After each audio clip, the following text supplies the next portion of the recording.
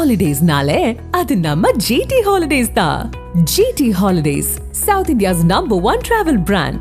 You know you are special when you're with GT Holidays.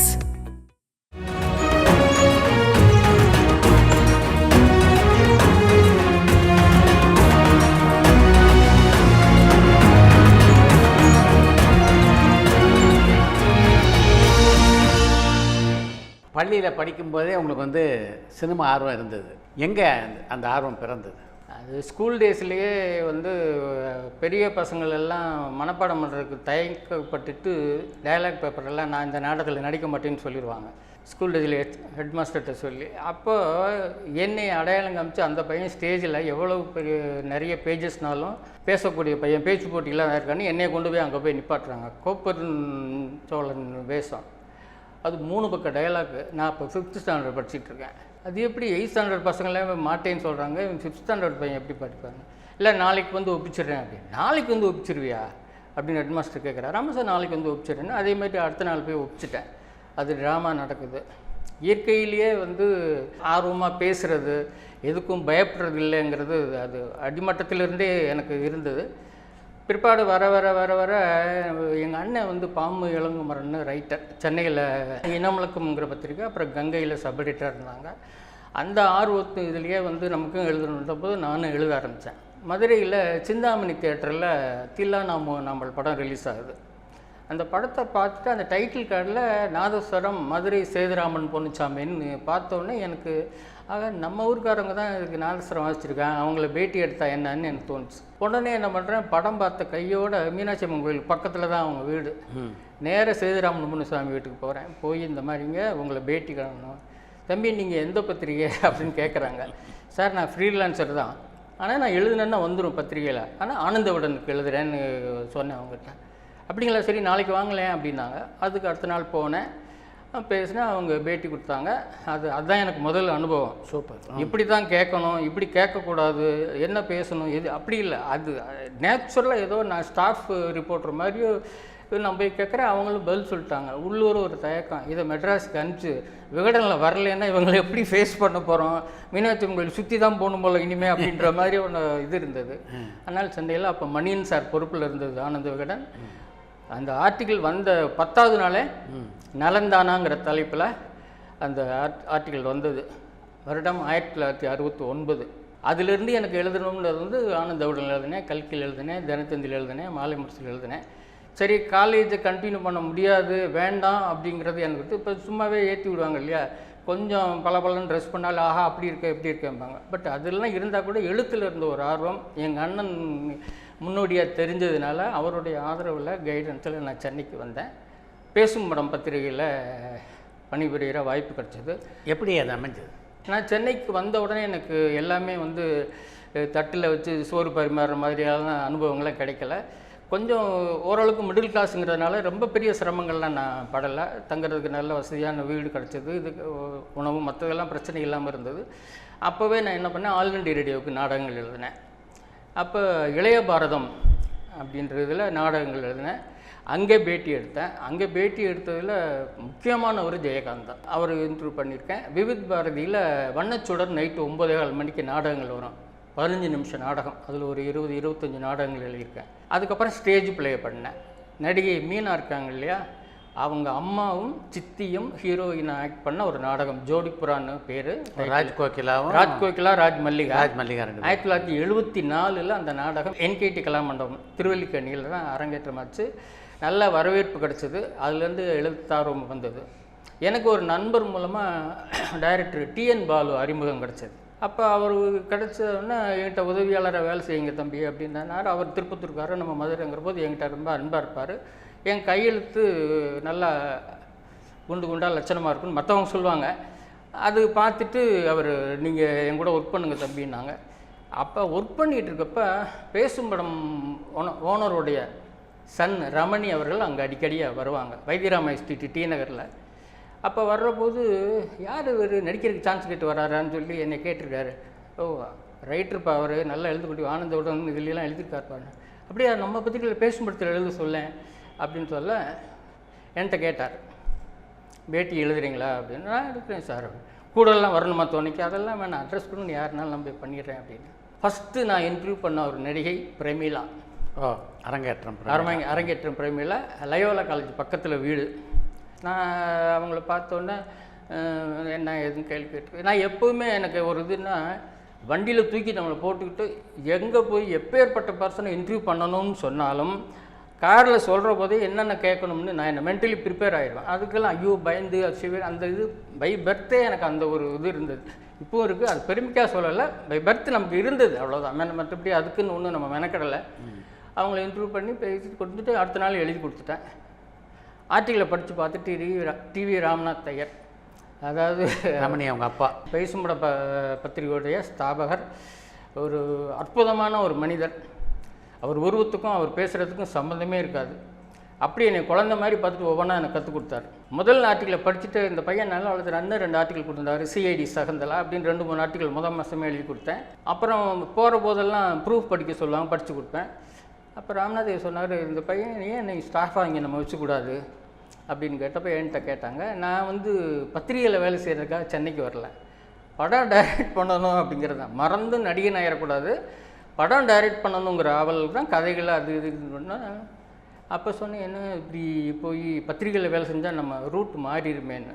அப்போ சொன்னாங்க, அது cinema பத்திரிகை, சிவாஜி கணேசனுக்கே நடிகர் திலகம் பட்டம் கொடுத்த பத்திரிகை, அதனால் அங்கேருந்து டைரெக்டாக உங்களுக்கு ஒரு நல்ல லிங்க் கிடைக்கும், கான்டாக்ட் கிடைக்கும் அப்படிங்கிறதுனால அப்படி தான் உங்களை மாதிரியான கான்டாக்டில் எனக்கு அப்போ கிடச்சிது. அப்போது சரின்னு போய் அதில் ஜாயின் பண்ணேன். அதில் சின்சியராக இருந்தேன், சப் எடிட்டராக இருந்தேன், துணை ஆசிரியர், இணையாசிரியர், பொறுப்பாசிரியர்ங்கிற அளவுக்கு. அதில் என்ன ஒரு பெரிய விஷயம்னா, என்னை நம்பி இந்த மாத அட்டைப்படம் என்னன்னு என்னை தான் பெரியவர் கேட்குற அளவுக்கு என்னை முழுசாக நம்பி அப்பாவும் பையனை எனக்கு கொடுத்தாங்க. ஆனால் கடைசி வரைக்கும் அந்த கடமையை நான் சிறப்பாக செஞ்சேங்கன்னு சொல்லிக்கலாம். அதில் 75 தான் நான் ஜாயின் பண்ணேன். 1975 தான் பேசும்படத்தில் ஜாயின் பண்ணேன். 1975 தமிழ் துறை சினிமா உலகத்தில் ஒரு முக்கியமான காலகட்டம். என்னன்னு உங்களுக்கே தெரியும், 2 மலைகள் அறிமுகமானது. ஒன்று ரஜினி சார், இன்னொன்று இளையராஜா சார். அப்போது பாலச்சந்தர் இன்டர்வியூ பண்ணேன், அபூர்வரங்கள் படம் ரெடி ஆகிட்டுருக்கு. அப்போது பாலச்சந்தர் சாரை இன்டர்வியூ பண்ணிட்டேன், எம்எஸ் விஸ்வநாதனை இன்டர்வியூ பண்ணிட்டேன், மேஜர், ஜெயசுதா, ஸ்ரீவித்யா, கமல் சார் எல்லாத்தையும் இன்டர்வியூ பண்ணிவிட்டு பாலச்சந்தர் சார் வீட்டில் போய், சார் ஆர்டிக்கல்லாம் பண்ணிட்டேன் சார், நான் ப்ரெஸ்ஸுக்கு கொடுக்கணும், பிரிண்ட்டு கொடுக்கலாமா? இல்லை தங்கம், ஒரே ஒரு விஷயம், இதில் வந்து புதுசாக ஒருத்தர் சிவாஜி ராவ்னு ஒருத்தர் அறிமுகப்படுத்துகிறேன், அவரை இன்டர்வியூ பண்ணுங்கள். சார் அதில் நடிக்கிறவங்க எல்லாத்தையுமே இன்டர்வியூ பண்ணிட்டு ஏன் சார் புதுசு சொல்கிறீங்களே? இல்லை இதில் ஒரு சின்ன கேரக்டர் தான் பண்ணுறாரு, அவரை நீங்கள் தயவு செய்து இன்டர்வியூ பண்ணணும் அப்படின்னு. சரிங்க சார், நீங்கள் சொல்லுங்கள், நான் போய் பார்க்குறேன். Pudupet garden street music academy பின்னாடி அவருடைய நண்பர் வீட்டில் இருக்காருத்தாங்க, நீங்கள் மார்னிங் போய் பார்த்தீங்கன்னா இருப்பார். அப்போது சரி, சிவாஜி ராவும் இன்டர்வியூவில் சேர்க்கணும்னு பாலச்சந்தர் சாரே சொல்கிறதுனால அடுத்த நாள் நான் ராயப்பேட்டையில் மியூசிக் அகாடமிக்கு பின்னாடி விட்டல் பிரசாத்துங்கிறவங்க வீடு தேடி போகிறேன். அங்கே ஒரு வயசான அம்மா கதை திறக்கிறாங்க. சிவாஜி ராவுங்கிறவர் இருக்காருங்களான்னு கேட்டேன். இல்லை தம்பி, இப்போ தான் வெளியில் போனார் அவர், எப்போ வருவான்னு தெரியாதுங்க தம்பி அப்படின்னு சொல்லிட்டாங்க. சரி, நாளைக்கு வந்து பார்த்துக்கலாம் அப்படின்றதில் நான் உடனே திரும்பி வந்துட்டு இருந்தேன். வந்துட்டு ஒரு 50 அடி வந்திருப்பேன். சார் ஒரு நிமிஷம் அப்படின்னு ஒரு குரல் என்னை இடம் இருக்குது. ஒயிட் ஜிப்பா, அரக்கு கலர் லுங்கி. நடந்தது 1975. இன்றைக்கெல்லாம் 45-46 வருஷத்துக்கு முன்னாடி நடந்த சம்பவத்தை நான் சொல்கிறேன். பார்த்தோன்னா என்ன சார் அப்படின்னு, அதுவும் அந்த வீட்டில் அந்த அம்மாக்கிட்ட ஏதோ கேட்டுட்டு வந்தீங்களா? ஆமாம் சார், சிவாஜி ராவை பார்க்க வந்தேன், இல்லைன்னு சொன்னாங்க. அதான் சார், நான் தான் சிவாஜி ராவ்னு அப்படின்னு அவர் சொல்கிறாரு. நீங்கள் நினைக்கலாம், ஏங்க ரஜினியே அடையாளம் தெரியல, அன்றைக்கி யாருக்குமே அடையாளம் தெரியாது அவரை. அதான் முதல் படம். ஸ்டில்ஸும் நாங்கள் பத்திரிக்காரங்க நாங்களே பார்க்கல, அதுக்கப்புறம் இப்படி வெளியில் தெரிஞ்சிருக்கு, நாங்களே பார்க்கல. ஒர்க்கிங் ஸ்டில்ஸ் எதுவும் சார் பாலச்சந்தர் சார் முன்னாடியே இது பண்ண மாட்டாங்க, அவங்களுடைய வழக்கம் அது. அப்போது நான் தான் சார் சிவாஜி ராவ் அப்படின்னாரு. என்ன விஷயம் அப்படின்னாரு. இல்லை சார், உங்களை பாலச்சந்தர் பார்த்துட்டு வர சொன்னார்னு சொல்லி நான் முடிக்கலை, அந்த சீரட் அப்படியே ஸ்லோ மோஷனில் கீழே விழுகுது, தரையில் போட்டு தரையில் ஒரு 1/2 அடி ஆழத்துக்கு அதை தேய்ச்சி அதை பதிய வச்சுப்பார் அவர். அந்த காலில் சுரண்டி அதை சிகரெட்டை மறைச்ச அந்த இதுலேயே அவருடைய அந்த பேருக்கு என்ன மரியாதை அந்த வச்சுருந்தாருன்றது எனக்கு நல்லா என்னை வீட்டுக்கு கூப்பிட்டு போகிறாரு. பேசுகிறோம், முதல் படம் சார், இது எனக்கு இன்டர்வியூ எப்படி பேசுகிறதுன்னு அப்படி இல்லை, அதெல்லாம் ஒன்றுமே இல்லை சார். நீங்கள் ரஜினிகாந்த் கொடுத்த முதல் இன்டர்வியூ அதுதான். குழந்தை மாதிரி அவர் பேசினது, பயந்து பயந்து பேசுனது. சார் இதெல்லாம் சொல்லலாமா, தப்பு இல்லையா அப்படின்னு. ஒன்றும் இல்லை சார், அவர் குருநாதர், கடவுள், தெய்வம்னு எது வேணால் நீங்கள் சொல்லிக்கோங்க சார், தாராளமாக சொல்லுங்கள் அப்படின்ட்டு அவர் அற்புதமாக சொன்னார். அந்த இன்டர்வியூ நான் அப்புறம் அடுத்த நாள் பாலச்சந்தர் சார்கிட்ட சொன்னேன், சார் சேர்த்துட்டேன்னு. பாலச்சந்தர் கைப்பட அபவுட் ரஜினி எழுதின அந்த ஸ்கிரிப்டு இன்னும் என்கிட்ட இருக்குது. விகடன் பிரசுரத்தில் அதையும் பிரிண்ட் பண்ணியிருந்தாங்க. அதில் என்ன பாலச்சந்தர் எழுதியிருந்தாருன்னா, இந்த படத்தில் பாண்டியன் என்ற கதாபாத்திரத்தில் சிவாஜி ராவ் என்ற புதுமுகத்தை அறிமுகப்படுத்துகிறேன், எழுதி வைத்துக் கொள்ளுங்கள். இவர் தமிழகத்தில் உச்ச நட்சத்திரமாக திகழ்வார் என்பதில் நான் உறுதியாக இருக்கிறேன் அப்படின்னு எழுதியிருந்தார். இந்த ஸ்கிரிப்டை நான் வச்சுருக்கேன், விகடனில் அது வந்தது. அது அது எப்படி கணிக்க முடிஞ்சதுங்கிறது அதெல்லாம் அவரால் தான் முடியும்னு நினைக்கிறேன். முதல் படம், அதுலேயும் அந்த படத்தில் அவர் ஏற்றிருந்து அப்படி சொல்லணுங்கிற அவசியமே இல்லை, என்னை போய் அவர் அனுப்பணுங்கிற ஒரு இது இல்லை. ஒரு தான் அறிமுகப்படுத்துகிற ஒரு நடிகருக்கு ஒரு சரியான முட்டு கொடுத்து அதை லிஃப்ட் பண்ணணுங்கிற அந்த ஒரு கவனம், ஒரு தந்தையை போன்ற ஒரு கரிசனம், அப்படி தான் எனக்கு. அந்த பேட்டியில் ரஜினிகாந்த் என்னென்ன செய்திகள் உங்களோட பகிர்ந்துக்கிட்டாருன்னு உங்களுக்கு நினைவு இருக்கா? அந்த பேட்டியின் போது அவர் ஒவ்வொன்றும் சொல்லிட்டு சார் இதை சொல்லலாமா, சார் இதை சொல்லலாமா, இதை சொல்லக்கூடாதா. சிலர்லாம் கொஞ்சம் எல்லாத்துக்கும் காஃபி இதெல்லாம் கொடுப்பாங்க சார், நமக்கு எப்போ கொடுப்பாங்களோங்கிற மாதிரி தோணும் சார். ஆனால் அப்புறம் வந்துடும் சார். அதெல்லாம் நான் அப்படியே பெட்டி பாம்பாக தான் சார் இருப்பேன். அவரை பார்த்துக்கிட்டே இருப்பேன், எப்போ நம்மளை கூப்பிடுவாரோ அப்படின்னு சொல்கிறதுக்குள்ள அவர் போய் நின்றுட்டுவேன் சார். என்ன சொல்கிறாரோ அதை நான் செஞ்சேன் சார். அதாவது அவர் எப்படி சொல்கிறது, இன்றைக்கி இருக்கிற ரஜினி வேறு, ஆனால் குணத்தில் அப்படியே தான் இருக்காருன்னு வச்சுங்க, அது வேறு விஷயம். பட் அன்னைக்கு அவர் ஒரு குழந்தை மாதிரி அதை இப்படி சொல்லலாமா, அப்படி சொல்லலாமா, இது தப்பு வந்துடக்கூடாதோ அப்படிங்கிற மாதிரி பதறி போய் ஒவ்வொரு கேள்விக்கும் அவர் பதில் சொன்னார். அந்த சில இப்போ உள்ள பத்திரிகை என்பவர்கள் யாரும் குறை சொல்ல நான் விரும்பலை. எடுத்தோடனே கொக்கி போட்டு மாட்டி விட்டு நடுத்தருக்கு 2 பேர் அடித்து சாகிற மாதிரி தான் இப்போ உள்ளவங்களாம் கேட்குறாங்க. எங்கள் பாரம்பரியம், நாங்கள் வந்த பாரம்பரியம் அப்படி அல்ல. அதாவது 2 நடிகர்களோ 2 டைரக்டர்களோ மோதிக்கிறாங்கன்னா அவங்களுக்கு இணைப்பு பாலமாக தான் அன்றைக்கி இருந்த பத்திரிகைக்காரர் இருந்தாங்களே தவிர தடுப்பு சுவர் எழுப்பவே இல்லை. கரெக்ட். அதை நான் எப்போ வேணால் எங்கே வேணால் சொல்லுவேன். இப்போல்லாம் நீங்கள் மீடியாவில் இன்டர்வியூன்னு எடுத்தோடனே அவர் உங்களை திருப்பி சொல்கிறாரு, உங்களுக்கெல்லாம் சூடு சொரணையே இல்லையா அப்படின்னு பற்ற வைக்காத குறை தான். அது ஆரோக்கியமான ஒரு போக்கு அல்ல. இதே அபூர்வாங்க படத்துக்காக கமல்ஹாசனையும் பேட்டி கண்டிங்களா? அப்போ கேட்குறேன் நான், சார் இந்த மாதிரி இதில் ஒரு புதுமுகத்தை பாலச்சந்தர் சார் அறிமுகப்படுத்திருக்கா. ஆமாம், ஒரு இன்ஸ்டியூட் நண்பர், அவர் நல்லா ஹைட் பண்ணியிருக்காரு. அது ஆமாம் அப்படியெல்லாம் ஏனோ தானோன்னு பேசலாம். சூப்பர். அது அந்த இது அவர் அதாவது என்னென்னா, இந்த ஸ்கூல், இந்த நம்ம வாத்தியார் பாலச்சந்தர் ஒரு துரும்ப கொண்டு வந்து நிப்பாட்டினாலும் அதை மதிக்கணும், மரியாதை கொடுக்கணும். அந்த ஸ்கூல்லே அந்த மாதிரி ஸ்கூல் பாலச்சந்தர் ஸ்கூலுன்னு சொல்லி இங்கே எத்தனை பேர் பெருமையாக சொல்கிறாங்க. அதுக்கு அது அவர் சொன்னோன்னே ஆமாம் அறிமுகப்படுத்திருக்காங்க, நல்லா ஸ்மார்ட்டாக இருக்காரு அப்படின்னு தான் சொன்னார். ரொம்ப சிலாய்ச்சி தான் சொன்னாங்க. நீங்கள் பேசும் படம் பத்திரிகையில் பணியாற்றி கொண்டிருந்த காலகட்டத்தில் புல்மாலையா வல்லபன், சம்பத்குமார் எல்லாம் பணியாற்றினாங்க இல்லையா? அவங்களோட உங்களுடைய பழக்கத்தை சொல்லுங்கள். சம்பத்குமார் சார் எனக்கு முன்னாடி அந்த சீட்டில் இருந்தவர். அதாவது சிவாஜி கணேசன் என்ற புதுமுகம், இவர் தமிழ் திரை உலகில் முன்னணிக்கு வருவார் என்று எதிர்பார்க்கலாம்னு எழுதினவர் இந்த சம்பத்குமார். செங்கல்பட்டில் இருந்தவங்க. சிவாஜி ராவுக்கு நீங்கள் எழுதினீங்க, சிவாஜிக்கு அவர் எழுதினார். சரியான வார்த்தை இது. அப்பேற்பட்ட மனிதர் திரும்பவும் ஒரு ஆஃபீஸில் ஒரு நீதிமன்ற வழக்கு இது முடிஞ்சு அவங்க திரும்ப ஆஃபீஸ்க்கு வர்ற போது அவருக்கு நான் மேக்சிமம் மரியாதை கொடுத்தேன். ஒரு சீனியர்ன்ற ஒரு மரியாதை. அவரும் என்கிட்ட ஏன்னா நம்மளுக்கு ஜூனியராக வந்தவர் மேலே உட்காந்துருக்கிறாரு என்ற எண்ணம்லாம் அவருக்கே இல்லை. என்கிட்டையும் அந்த மரியாதை நான் இது பண்ணேன். அதே மாதிரி வல்லவன் ஒரு நல்ல ஜாலி டைப். ஒரு நம்ம இருந்த பத்திரிகையில் இப்போ நம்ம எல்லாம் இப்போ நம்ம சீட்டில் ஒருத்தன் உட்காந்தாலே வெக்கில் வெடி வைக்கலாமா, போகிற பக்கம் ஏதாவது மந்திரிச்சு விடலாமான்னு தான் நினைப்போம். அந்த மாதிரி ஒரு அப்படி இல்லை. அது எப்படி சொல்கிறதுனே தெரியல. அப்போ தான் நமக்கு சொல்ல தோணுதே தவிர, திரும்பி பார்த்த அந்த காலம் ரொம்ப பசுமையாக தான் இருக்குது. நினைவு தோன்றி பின்னுக்கு போடுறதே அது சுகமான அனுபவம் மாதிரி தான் நினைக்க தோணுது. நீங்கள் மானசீகமாக மிகவும் ரசிக்கின்ற ஒரு இயக்குனர் பாலச்சந்தர், அவரோடவே உங்களுக்கு கருத்து மோதல் ஏற்பட்டுதாமே? தில்லுமுல்லுன்னு ஒரு படம், அது தமிழில் அவங்க பண்ணுறாங்க, பூஜையெல்லாம் நடந்துருச்சு. இந்த தில்லுமுல்லுங்கிற டைட்டில் எனக்கு ரொம்ப உறுத்தலாகவே இருந்தது. எனக்கு உறுத்தலாக இருந்தது.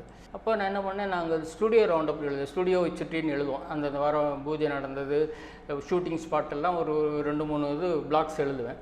அப்போ இந்த தில்லுமுல்லு பட தொடக்க விழா பாலச்சந்தர் போய் இந்த மாதிரி தில்லுமுல்லுன்னு போய் ஒரு படத்துக்கு டைட்டில் வச்சுருக்கிறாரு, அவரை மாதிரி டைரக்டராக வரணும்னு ஊர் உலகத்துலேருந்துலாம் பொட்டி படிக்கையோடு வந்து இன்றைக்கும் இங்கே எக்மோர்லேயும் சென்ட்ரல்லையும் வந்து இறங்கிட்டு இருக்காங்க.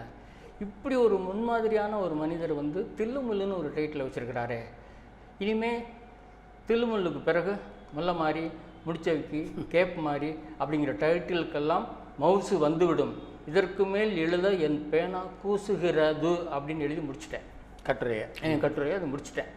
இதில் என்ன ஒரு வேடிக்கைன்னா, பாலச்சந்தர் சார் என்னை இயக்கியவர்கள் தொடர்கட்டுற ஒரு 3.5 வருஷமாக பேசும்படுத்தி எழுதுறாருன்னா அவர் இன்டர்வியூ பண்ணி நான் எழுதுகிறேன். நேராக போவேன், வீட்டில் ஒரு 2-3 காஃபி வந்துடும் அவங்க வீட்டில், அந்த ராஜா அம்மா வந்து கொடுத்து அனுப்புவாங்க மாடியில். அவர் அவர் விஷயத்தை சொல்லுவார், வாங்கிக்குவேன், எழுதிட்டு ஃபோனில் வாசித்து காமிப்பேன், அதுதான் வழக்கம். ஆக அந்த மாதத்து பத்திரிகை ரெடியானோன்னா காம்ப்ளிமெண்ட்ரி காப்பி கொடுப்போம் இல்லையா, அதான் மரியாதை. அவர் மாதிரி பெரிய டைரக்டருக்கெல்லாம் போஸ்ட்டில் அனுப்ப முடியாது, நேரடியாக தான் போய் கொடுப்பான். ஒன்று நான் போவேன், இல்லைன்னா எங்கள் ஓனரோட சன் ரமணி சார் வரும். அப்போ என்ன பண்ணேன், சார் இந்த மாதிரி இஷ்யூ டைரக்டர் கொடுக்கணும் பாலச்சந்தர் சார். ஆமாப்பா செனட்டாப் ரோடில் ஷூட்டிங் நடக்குதுப்பா, தில்லுமுல்லு ஷூட்டிங், கொடுத்துட்டு வந்துடலாம் போகலாம் அப்படின்னாங்க. சரின்னு செனட்டாப் ரோடில் சவுகார் ஜானகியம்மா வீட்டில் இந்த படத்து ஷூட்டிங். ஆர்டிஸ்ட்டு தேங்காய் சீனிவாசன், சவுகார் அம்மாவும், விசு சார், பாலச்சந்தர்ட்ட அப்போ அசிஸ்டன்ட் டைரக்டர். அப்போ நானும் ரமணி சாரும் போய் வண்டியை பார்க் பண்ணிவிட்டு காப்பியை நான் கையில் வச்சுருக்கேன், பேசும்போது பத்திரிக்கையை, நேராக உள்ளே போகிறோம். வெளியில் அந்த லைட்ஸ் அது அந்த ஷூட்டிங் அட்மாஸ்பியர் எப்படி இருக்குன்னு தான் உங்களுக்கு தெரியும். அப்போ வெளியில் ஏதோ ஷார்ட் முடிஞ்சு வெளியில் வரார், வந்துட்டு அந்த வெராண்டா அந்த போர்ட்டிகோ கிட்ட வரவும் அங்கே ஒரே கூட்டம். சார் வணக்கம் சார், நானும் ரமணி சாரும் விஷ் பண்ணோம். வணக்கம் சார், பத்திரிக்கை சார் அப்படின்னு அவர் கொடுக்குறேன். அவர் வாங்கிட்டு நான் காலையிலே பார்த்துட்டேன் தங்க அப்படின்னாரு. அந்த காலையிலேயே பார்த்துட்டேன் தங்கன்ற அந்த மாடுலேஷன் மாறுது. அந்த மாடுலேஷன் மாறினோடனே நான் உஷார் ஆகிட்டேன். சரி இன்றைக்கி ஒரு வாக்குவாதம் இருக்குன்னு நான் உடனே ரெடி ஆகிட்டேன். நான் அது என்னதுனாலும் நான் ரெடி ஆகிடுவேன், ரெடி ஆகிட்டோம். அவர் அவ்வளோ கூட்டம் இருக்குது, என்னங்க தில்லுமுல்லு நான் தேவையாத்திரமா அப்படின்னு அவர் என்னை கேட்குறாரு. கேட்டேன், நான் தான் உஷார் ரெடி ஆகிட்டேன் இல்லையா, அதனால் நான் யோசிக்கல, தலையை சரியில்லை. ஏன் சார் தில்லுமுல்லு தான் தேவையாத்தனமானு நீங்கள் அதுக்கு அங்கேக்கும் முடிச்சு போடுறீங்களே, அப்போவே அது எவ்வளோ கேவலமான வார்த்தைன்னு உங்களுக்கு தெரியலையா சார் அப்படிங்கிறேன். ஏன் சார் தில்லுமுல்லுக்கு தூய தமிழ் சொல், நான் கண்ணதாசன் கேட்டேன், நாத்தம்ங்கிறது சொல்லி எவ்வளோ கேவலமாக பிரயோகிக்கப்படும் அந்த மாதிரி ஆயிடுச்சு, தில்லுமுல்லு நல்ல தமிழ் சொல் பாலு அப்படின்னு சொன்னேன். தமிழ் சொல்லுனா இல்லை, நான் இல்லைன்னு சொல்லவே இல்லையே சார். கோல்மால்னு ஒரு ஹிந்தி படம், அதை நீங்கள் தமிழ், ஆமாம் கோல்மால் ஹிந்தி படம், அது தில்லுமுல்லுன்னு நான் தமிழில் டைட் வைக்கிறேன், அதில் என்ன தப்பு நான் கேட்டேன், கண்ணதாசன் கூட கேட்டேன், நல்ல தமிழ் சொல்லுன்னு சொன்னாங்க. சரிங்க சார், மலையாளத்தில் 6 நிமிஷம்னு ஒரு படம் வந்துச்சு இல்லையா, ஆமாம் அதை தமிழில் அந்த நிமிஷம்னா எடுத்தீங்க அப்படின்னு, என்ன நூல்வெளின்னு ஒரு கவித்துவமான டைட்டில் வச்சிங்கல்ல, ஏன் இதுக்கு வைக்கக்கூடாது, அது ஏன் உரிமை சார், இது என் கடமை சார் அப்படிங்கிறேன். நான் சொல்கிறேன், அது மியர் டிரான்ஸ்லேஷன்னா இது மியர் டிரான்ஸ்லேஷன் தானே, 6 நிமிஷம்னா அந்த நிமிஷம் வைக்க வேண்டியது தானே, ஏன் நூல்வெளின்னு ஒரு கவித்துவமான டைட்டில் வைக்கணும். அதாவது எப்போவுமே நம்ம எதிராளியாக இருந்தாலும் சரி, நண்பர்களாக இருந்தாலும் சரி, பகை பாராட்டக்கூடாதுன்னு முடிவு பண்ணிட்டா அந்த அணுகுமுறை, கேள்வி, பேச்சு தோரணையை நம்ம மாற்றிக்க போகிறோம். இல்லை இன்றைக்கி ஒரு வில்லங்கம் பண்ணிட்டு தான் போகணும்னு முடிவு பண்ணிட்டா அதுக்கேற்ற மாதிரி இது பண்ணலாம். எனக்கு உள்ளூர என்ன அழுகைன்னா, நம்ம மானசீகமாக விரும்புகிற அந்த டைரக்டர்கிட்ட கடவுள் இப்படி வாக்குவாதம் பண்ண வச்சுட்டானே, இதுக்கு எப்படி முற்றுப்புள்ளி வைக்கிறதுன்னு ஒரு பாயிண்ட்டை பிடிச்சிட்டேன். ஆனால் அது நெருங்கி அவரும் வரல, நானும் போகலை. சரி இது அதுக்கு தேவையில்லாமல் விதண்டாதம் வந்துடக்கூடாதுன்ட்டு ஒரே ஒரு கேள்வி கேட்டேன். சார் பாலச்சந்தரின் 100க்கு 100, பாலச்சந்தரின் அபூர்வ ராகங்கள், இப்படி விளம்பரம் பண்ணி கலாகேந்திராவின் அபூர்வ ராகங்கள், கலாகேந்திராவின் 100க்கு 100. இப்போ எப்படி சார் பாலச்சந்திரன் தில்லுமுல்லுன்னு போடுவீங்களா, கலாகேந்திராவின் தில்லுமுல்லுன்னு தந்தியில் ஃபுல் பேஜ் விளம்பரம் கொடுக்க போகிறீங்களான்னு கேட்டேன். அவரும் சிவாஜி சார் மாதிரியே ஷபாஸ்னு தோளில் தட்டினார், ஷபாஸ்னு தோளில் தட்டினார். இதை நாங்கள் நினைக்கவே இல்லை அப்படின்னாங்க. ஸோ இதை நாங்கள் நினச்சே பார்க்கல. இதை என் சுய தம்பட்டத்துக்காக சொல்ல வரல. பத்திரிகைக்காரன்னா எழுதக்கூடாது ஒரு விஷயத்தை, எழுதினால் கடைசி வரைக்கும் அது எதிராளி யாராக இருந்தாலும் ஃபைட் பண்ணணும், அதுதான் என்னோடது. நாம் எழுதிட்டோம்னா, எனக்குன்னு சொல்ல வரல, எந்த பத்திரிகையாளர் சிலர்லாம் இப்போ நான் கேள்விப்படுறேன் பார்க்குறேன், எழுதிட்டு ஐயோ அவரை பற்றி நான் போன வாரம் தப்பாக எழுதிட்டேன், சட்டையை பிடிச்சிடுவான்ட்டு பதுங்குவாங்க. ஏன் பதுங்குற, ஏன் அப்புறம் இல்லைன்னு ஏன் எழுதுகிற, எழுதினால் நேருக்கு நேராக ஃபேஸ் பண்ணு. அப்படி ஃபேஸ் பண்ண ஒரு சம்பவம் தான். அதாவது நம்மெல்லாம் பிரமிக்கத்தக்க ஒரு அறிவாளின்னு ஜோசார் சொல்லலாம். அதனால் அவரை பார்த்து தான் அவருடைய நகைச்சுவையும் சரி, சட்டையரும் சரி, அவருடைய ஒத்துக்கக்கூடிய வாதமும் சரி பார்த்து அவர் மேலெல்லாம் எனக்கு ரொம்ப பிரியம். அவரை இன்டர்வியூ பண்ணணும்னு எனக்கு ரொம்ப நாள் ஆசை. அப்போ துக்ளக் ஆஃபீஸ் வந்து ஆனந்தவிகடன் கேம்பஸ்குள்ளேயே இருந்துச்சு, மவுண்ட் ரோடில். அது பத்திரிகையாளங்க எல்லாத்துக்கும் தெரியும். அப்போ ஏன்னா துக்ளக் பத்திரிகை ஆரம்பித்ததே ஆனந்தவிகடன் தான், அவங்களுடைய பத்திரிகை தான் துக்ளக். அவங்க கேம்பஸ்குள்ளேயே இருந்தது, அங்கே இருந்தார். நானும் ரமணியும் போய் பார்த்தோன்னே இந்த மாதிரி இன்டர்வியூன்னு சொன்னேன்னா சரி நாளைக்கு வாங்க. அப்போ அவங்க ஏதோ பர்சனலாக பேசுகிற மாதிரி இருந்ததுனால நான் காருக்கு வந்துட்டேன். அப்போ ரமணியும் சோ சார் ஏதோ பேசிகிட்டு இருக்காங்க. அப்புறம் ரமணி சார் வெளியில் வந்து சிரிச்சுக்கிட்டே வந்தார். சிரிச்சுக்கிட்டே வந்தோன்னே அது எனக்கு என்னமோ எனக்கு ஒரு ஏதோ குறுகுறுன்ற மாதிரி இருந்தது. என்ன சார் சிரிச்சுக்கிட்டே வரீங்க, என்ன விஷயம் அப்படின்னு கேட்டேன். இல்லைப்பா, உன்னை பற்றி சோவுக்கு தெரியாது, என்ன உங்கள் இவர் மதுரை தங்கம் வந்து என்ன இட்லி பிடிக்குமா பூரி கிழங்கு பிடிக்குமாலாம் கேட்பாரா அப்படின்னு கேட்டார். விடாத அவரே என்கிட்ட உன் வழக்கமாக நீ பண்ணுவில்ல, விடாத, நல்ல இது பண்ண. சரிங்க சார். நான் ஃபஸ்ட் டைம் நான் யாரையும் இன்டர்வியூ பண்ண கொஸ்டின் ப்ரிப்பேர் பண்ணது அவருக்கு தான் சார். அப்படியா? உட்காந்து அப்பேற்பட்ட ஒரு மனிதர், எவ்வளோ பெரிய பத்திரிகையாளர், எவ்வளோ பெரிய முதலமை பிரைம் மினிஸ்டரே அவரை தேடி வர்றவருன்னா அந்த காலகட்டத்தை நான் சொல்ல வரேன்.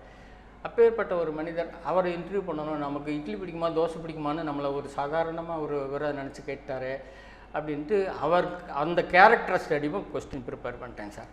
பண்ணிவிட்டு அடுத்த நாள் போகிறேன். அப்போ நான் ட்ரிப்ளிகனில் தான் இருந்தேன். அடுத்த நாள் போகிறேன். போனோன்னா வாங்க சார் அப்படிங்கிறாரு. உள்ளே போய் உட்காந்து பேசிகிட்டு இருக்கோம். அவர் இப்படி நம்ம உட்காந்த மாதிரி அவர் பேசலை, நான் இப்படி உட்காந்துருக்கேன். அவர் அந்த சேரை செவத்தின் பின்னாடி சாய்ச்சி 2 கால்லையும் நிற்கிற மாதிரி, மீதி 2 கால் அந்த குதிரை தூக்கிட்டு நிற்கிற மாதிரி அப்படி வச்சுட்டு அவ்வளோ ஹாயாக உட்காந்து பேசுகிறார். நான் ஒவ்வொரு கேள்வியாக கேட்டேன். ஒரு கேள்வியை கேட்டோன்னா அப்படி சாஞ்சிருந்த மனிதர் அப்படி தங்குன்னு ரிலீஸ் ஆகி என்ன கேட்டீங்க அப்படின்னாரு. நான் கேட்ட கேள்வி என்னென்னா, சமுதாயத்தில் சோரம் போன பகுதிகள், சோரம் போன மனிதர்கள், சோரம் போன சொசைட்டியை பற்றி நீங்கள் பத்திரிகைகள் எழுதுறீங்க, அதுக்கு உண்டான பணத்தை சம்பாதிச்சுக்கிறீங்க. அதே சோரம் போன பகுதியை மனிதர்களும் சரி, சொசைட்டி சரி, சமுதாய உங்கள் பிரக்கையும் சரி, சினிமாவில் சொல்கிறீங்க. ஒரு நடிகனாக அதுக்கு உண்டான பணத்தை சம்பாதிச்சுக்கிறீங்க. சாயங்காலம் 6 மணி ஆனால் மணி அடித்து ட்ராமா போட்டு அதில் பணம் சம்பாதிக்கிறீங்க. அதுலேயும் சமுதாயத்தை பற்றி அப்படி இருக்குது எப்படி இருக்குன்னு. இதுவரையிலும் இந்த சமுதாயம் நல்லா இருக்கிறதுக்காக உங்கள் பாக்கெட்லேருந்து 100 ரூபா செலவு பண்ணியிருக்கீங்களான்னு கேட்டேன். சமுதாயம் அவலம்னீங்களே, அதை வச்சு ஏர்ன் பண்ணிகிட்டு இருக்க நீங்கள் 100 ரூபா செலவு பண்ணியிருப்பீங்களான்னு கேட்டேன். அவர் வந்து சொன்ன பதில், எந்த சக்தியாலும் விலைக்கு வாங்க முடியாதவன் நான், அது இது ஏதோ சொல்லிட்டார். சொல்லி முடிச்சிட்டாரு.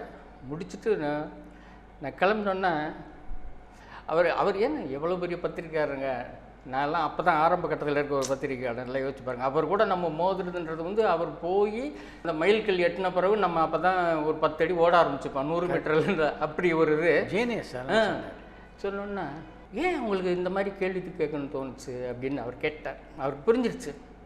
அப்போ நான் சொல்கிறேன், சார் நான் பொங்கல் வடை பூரி கிழங்கு கேட்குற ஆள், உங்களுக்கு பிடிச்சதுன்னு கேட்குற ஆள் இல்லை சார். ரமணி சொல்லிட்டானே அப்படின்னாரு. சொல்லிவிட்டு, தங்கம் தப்பாக நினச்சிக்காதீங்க, இது எழுதிட்டு பிரிண்ட்டுக்கு நீங்கள் இது பண்ணுறதுக்கு மாதிரி என்கிட்ட ஒரு தடவை வாட்ச் காமிச்சிருங்க. சரிங்க சார் அப்படிங்கிறேன். நாளைக்கு முடியுமா? இல்லை சார் எழுதிக்கிறேன். ரூமில் போய், அப்போ நான் பேச்சுலர் தான், ரூமில் போய் உட்காந்து எழுதிட்டு அடுத்த நாள் காலையில் ஆஃபீஸுக்கு போகிறேன். துக்ளக் ஆஃபீஸில் வாசிங்க சார் அப்படிங்கிறாரு. வாசிக்கிறேன். அந்த பகுதி வருது, அந்த நான் கேட்ட கேள்வி வருது, அவர் பதில் வருது. சொல்லிவிட்டு அடுத்த வரி நான் எழுதுகிறேன். சோவின் பதிலில் திருப்திப்படாத நான் அடுத்த கேள்வியை கேட்டேன் அப்படின்னு நான் எழுதுகிறேன். சார் நிப்பாட்டுங்க, அது என்ன சோவின் பதிலில் திருப்திப்படாத நான் அடுத்த கேள்வி கேட்டேன் அப்படியா? ஆமாம் சார், எனக்கு திருப்தி இல்லை, அது நீங்கள் என்னை கண்டிப்பாக சொல்ல முடியாது, என்ன நீங்கள் கட்டாயப்படுத்தவே முடியாது. உங்களுக்கு என்ன ரைட்ஸ் இருக்குது என்னை கட்டாயப்படுத்துறதுக்கு? உங்கள் பதில் எனக்கு பிடிக்காமல் போகும். இதை படிக்கிறவன் சொல்லுவான்ல, இல்லை நியாயம் இருக்கா இல்லையான்னு அவங்க தீர்மானம் பண்ணிக்கிட்டேன் சார், என்ன நீங்கள் கட்டாயப்படுத்த முடியாது. சோவின் பதில் திருப்திப்படாமல் நீங்கள் சொல்லக்கூடாது. நான் மாட்டேன் சார். சோவின் பதில் திருப்திப்படாதான் அடுத்த கேள்வியை கேட்டேன். இது வரும் சார். அடுத்து வாசிக்கிறேன். எமோஷன் ஆகிட்டார். அதாவது நேற்று கேள்வி கேட்டு போனால் இன்றைக்கி எழுதிட்டு வந்தவன் அதுலேயும் பொடி வச்சுட்டு வந்திருக்கிறாங்க அப்படின்ட்டு. அது ஆனால் நீங்கள் நம்ப மாட்டீங்க, அதே சோ சாரோட உடையார் சேனலில் நான் சேர்ந்து ஒர்க் பண்ணேன். உடையார் சேனலில் கங்கை அமரன் சோ சார் இருந்தாங்க, நம்ம ப்ரோக்ராம் எக்ஸிக்யூட்டிவாக ஒர்க் பண்ணேன். நீங்கள் நம்ப மாட்டீங்க, அவர் லஞ்சுக்கு மத்தியானம் கிளம்பி அதை சொல்லுவாங்க, மத்தியானம் சாப்பிட்டுட்டு 1 மணி நேரமாவது தூங்கிடுவார், அப்படி ஒரு இது உள்ளவர். அப்போ நாங்கள் எல்லாம் மற்ற இந்த ப்ரொடியூசர்ஸ் நிகழ்ச்சி தயாரிப்பாளர்கள் அங்கே நின்று பேசிகிட்டு இருப்போம். ஒரு முறை அவர் வண்டி இந்த வண்டி நினைக்கிறேன், அவரே ட்ரைவ் பண்ணிட்டு வந்தவர் சக்குன்னு பிரேக் போட்டு தங்க போய்டுவா அப்படின்ட்டு போகிறார். அந்த இது அப்படியே மறந்துட்டார் அவர். ஒரு நல்ல பத்திரிகையாளர்களுடைய அடையாளம், நாம் எத்தனை பேரை நம்ம கேள்வி கண்ணையினாலும் தொலைச்சிருப்போமோ அந்த சுதந்திரத்தை நமக்கு கொடுத்து ரசிக்கிறார் பாருங்க. It's a gem of a man. இது மாதிரி நாகேஷோட உங்களுடைய அனுபவம் சொல்லுங்கள். நாகேஷ் சார், அதாவது பெருந்தலைகளோடையே கடவுள் நம்மளை மோத வச்சுட்டான்ற மாதிரி எனக்கு அது கஷ்டமான விஷயம். ஆனால் நாகேஷ் சார்னா பிறவி நடிகர், லக்ஷ்மி மேடம் தான் சொல்லுவாங்க. பிறவி நடிகர்னு ஒருத்தர் எனக்கு சொன்னால் சிவாஜி சாருக்கு அப்புறம் நாகேஷ் சார்னு லக்ஷ்மி மேடம் அடிக்கடி சொல்லுவாங்க. நம்முடைய கூற்றும் அதுதான். அவர் பேசும் இடத்துல தொடர்கட்டு எழுதிட்டு இருந்தார். அதே மாதிரி பாலச்சந்தர் கொடுக்குற மாதிரி நம்ம மாதம் காப்பி கொண்டு போய் கொடுப்போம். அது ரமணி சார் தான் அதை கொண்டு போய் கொடுப்பாரு. நான் அதை போகிறதில்ல, நான் ஆர்டிக்கிள் இது பண்ணுவேன், போட்டுட்டு பத்திரிக்கை கொண்டு போய் கொடுத்துருவார். அந்த மாதம் 5 அல்லது 6 தேதி இருக்கும். காலையில் ஆஃபீஸுக்கு நான் போகிறேன். அந்த வேலையில் பார்க்க ஃபோன், என் டேபிளில் ஃபோன் இருக்குது, எடுத்துகிட்டு சார் நான் மதுரை தங்கம் பேசுகிறேங்கிறேன். நான் நாகேஷ் பேசுகிறேன் அப்படிங்கிறேன். சார் வணக்கம் சார், நல்லா இருக்கிறாங்க. இந்த மாதம் பேசும் இடம் வந்துருச்சா?